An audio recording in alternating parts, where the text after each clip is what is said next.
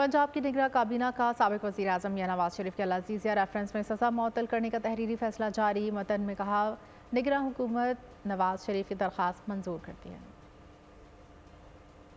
निगरां पंजाब हुकूमत ने नवाज शरीफ की सजा मुअत्तली का तहरीरी फैसला जारी कर दिया। फैसला एडिशनल चीफ सेक्रेटरी होम ने जारी किया। फैसले के मतन के मुताबिक कमेटी ने नवाज शरीफ के वकला अमजद परवेज अता तारड़ को सुनवाई का मौका दिया। इसके अलावा कमेटी ने नवाज शरीफ के मुआलिज को भी तफसीली तौर पर सुना। नवाज शरीफ के वकील अमजद परवेज ने बताया कि नवाज शरीफ रजाकाराना तौर पर वतन वापस आए हैं। उन्होंने इस्लामाबाद हाई कोर्ट से जमानत ली है। दिसंबर 2019 में उस वक्त की हुकूमत ने बगैर सुने दरख्वास्त मुस्तरद की थी। साबिक वज़ीर आज़म कोरोना और सेहत के मसाइल की वजह से पहले पाकिस्तान न आए। 74 वर्ष के हैं और मुतअद्दिद बीमारियों का शिकार हैं। डॉक्टर अदनान ने नवाज शरीफ की मेडिकल कंडीशन के हवाले से दस्तावेजात जमा करवाई हैं। तहरीरी फैसले में मजीद लिखा गया है, मुतअल्लिका फोरम इस्लामाबाद हाई कोर्ट है जो इस मामले पर मुनासिब हुक्म जारी करेगी।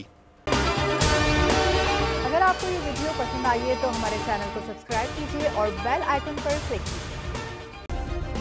सब्सक्राइब करें और बेल दबाएं ताकि कोई खबर रह न जाए।